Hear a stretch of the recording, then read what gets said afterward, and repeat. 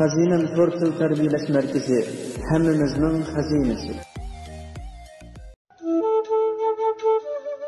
Bir dehqon bir tuyoq o'chga va bir tuyoq eshakni shaharga akirib setish uchun mengayotgan ekan.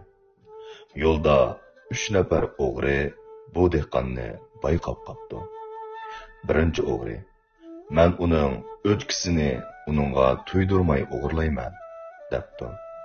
Ikkinchi o'g'ri: "Men uning eshigini o'g'irlayman", debdi. Uchinchi o'g'ri: "Sizlarning qilganinglar hech emas. Men u dehqonning kiyimlarini o'g'irlay olayman", debdi.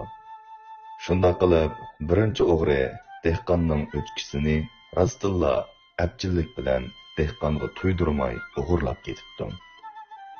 Dehqon o'chkisining yo'qligini bayqagandan keyin jiddiylashgunicha izlashga boshlabdi. Bu chog'da ikkinchi o'g'ri kelib, dehqondan so'rabdi: "Aka, nima izlayapsiz? Mening o'chkam yo'qolib ketdi", debdi dehqon. "Men abay kelayotganimda bir kishining bir o'chkini yetilab mang'inini ko'rgan edim. U kishi qaramoqqa bir o'g'riga o'xshaydi ekan", debdi o'g'ri dehqonga. Dehqon: "Ukam, undaqda siz mavi eshigimga qarab turing. Men u o'g'rini tutib, o'chkamni qaytarib olay", debdi. O'g'ri xushallik bilan ma'qul bo'pti. Shuning bilan ikkinchi o'g'rimi muvaffaqiyatli holda dehqonning eshigini qo'lga tushiribdi. Bir ozdan keyin dehqon salpayg'inicha qaytib kelibdi. Biroq eshiginingmi yo'qligini ko'rib, ko'ngli to'limi yerim bo'pti. U dardini ichiga yutqunicha uyiga qaytib ketayotganda bir kishining suv bo'yida yig'lab o'tirganini ko'ribdi. Va u kishidan nima uchun yig'laydiganligini so'rabdi.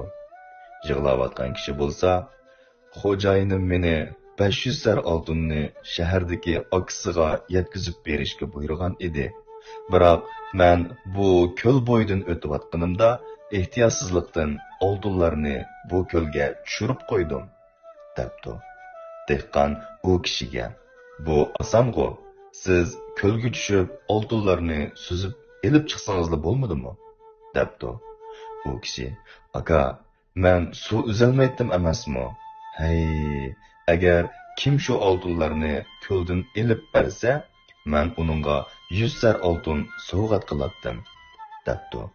Bu gapni anglagan dehqon quloqiga ishonmay qolibdi va u kishiga: "100 sar oltin bersang bo'ldi, men elib beray", debla suvga o'zini etibdi. Biroq qancha izlabmi oltinlarni topolmabdi. U suvdan beshini chiqarib qarag'udek bo'lsa, o'zining kiyimlari yo'qturg'udek. Heliqi yig'lab o'ltirgan kishimi yo'q. Aslida u kishi dal dehqonning kiyimini o'g'irlamoqchi bo'lgan 3-chi o'g'ri shu ekan. Do'stim, insonning 3 cho'ng ojizligi bo'lsa, beparvolik, birisiga oson ishinib ketish, 3-si ochko'zlik. Dehqon beparvolik qilib o'chkisidan ayrildi. 2-chi o'g'riga osonla ishinib ketganligi uchun eshigidan ayrildi.